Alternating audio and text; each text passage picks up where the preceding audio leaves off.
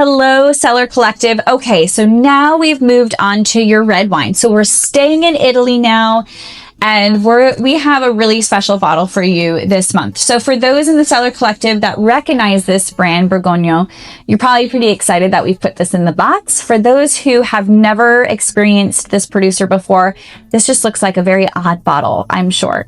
But let me break it down for you. Let me tell you all about it because it is such a special bottle. So you'll see on here, there's no name. And from where it comes from, it should probably say Barolo somewhere on there, and it doesn't either. And there's a reason, because this is actually a bottling that was made out of a protest. So let's first get into the history. So Giacomo Borgogno was established in 1761. So to put that in perspective, because we are probably going to be drinking this around 4th of July, 15 years before our independence. It's the longest running, continuously running winery in the Barolo area, the Barolo region. And it stayed in the family for 250 years before 2008. So same family until 2008. Then the Farinetti family actually bought the winery. Farinetti family is famous for Italy, the Italy Empire. So a lot going on, a lot of resources, but it was so good for this this winery because the Farinetti family believe in a few things. One, staying traditional, and that is exactly what this winery is. It's old school, it's traditional Barolo, but also they believe in like not compromising and not using modern manipulation. So they really kind of now been able to bring this beautiful history to another level.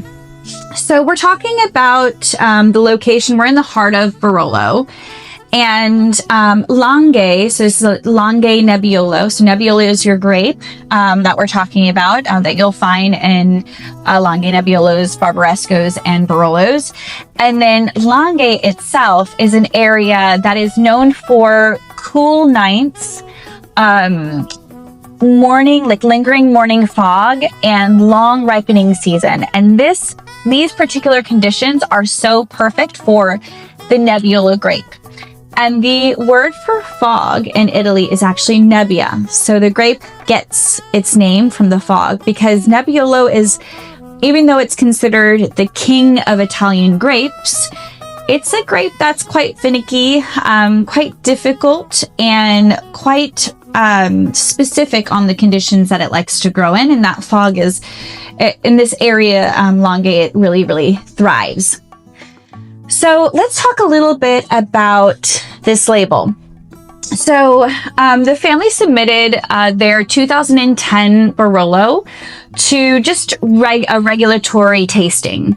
And the panel actually rejected it and said that the color did not meet modern Barolo standards.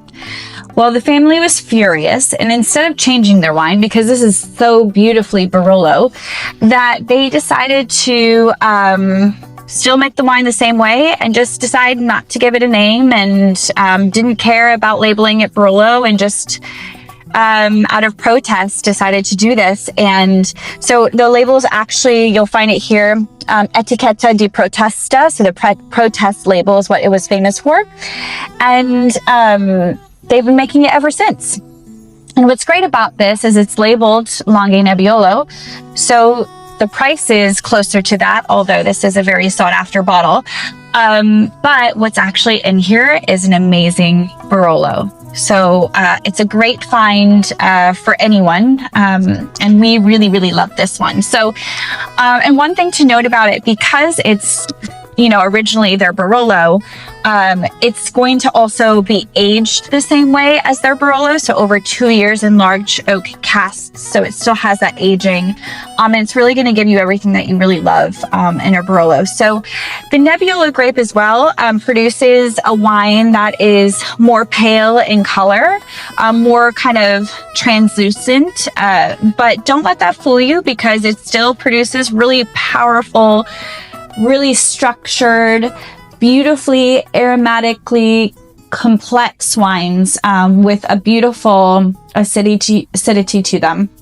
So I know a lot of people, when you think of Barolo, you're thinking of a big, powerful wine that can age for decades, and that is completely what it is. And so this is going to kind of give you all of that. So why don't we give it a try? So you'll notice on the color. So this is not, you can tell already there's some transparency with it. A nice, beautiful ruby red color. Okay. So I actually opened this up about an hour ago, and I would definitely suggest to do the same.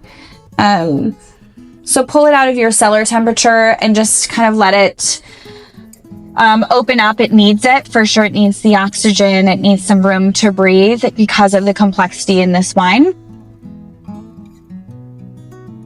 Okay, so on the nose, I immediately get like violet and rose petals. And then I also get this like sour cherry, almost like dried strawberry, but then I get these beautiful spices. I give clove and white pepper and like a little bit of tar.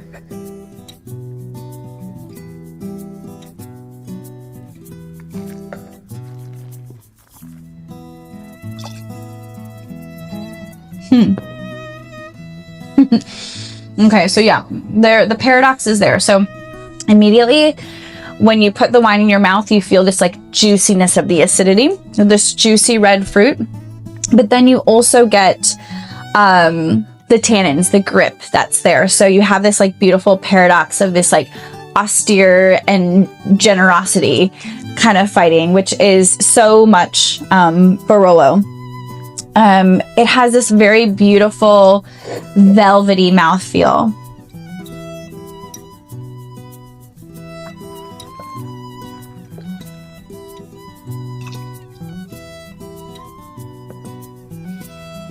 It's like full, but it's juicy red fruits. You still get there. And now, because it's been opened, I think the tannins are a little bit more integrated, but you definitely still feel them. I think this is a wine, because you're in the Cellar Collective, I would say it's a cellar-worthy wine, but as long as you open it up for some period of time and let it breathe, I think you can really enjoy it. This is not an aperitif sort of red wine. I think this is going to be perfect with food. I know Riley's recipe is going to be amazing. I think, you know, getting a great summer truffle with it, something savory. It has a very savory sort of finish as well. But I think it needs food. It also needs somebody else to enjoy it with. It has a beautiful story, so I could see this being one of those wines that you can bring to a dinner party and tell your friends about, because I think it's quite interesting that way. But also, it'll be great with any sort of meal. I think if you're going to drink it around the 4th of July, it'll be great with some grilled meats and things like that. So I love this wine. I love this producer. And if you're familiar with it, I'm sure you feel the same. But we're so excited to have this in your box this month, and we hope that you enjoy it as much as I do. I think also just letting it, you know, pull it out of cellar temperature and letting it warm up just a little bit. But it's right now it's chilled a little bit less than room temperature, and I think it's perfect. So anyways, I really hope you enjoy it, and cheers to your June Collective.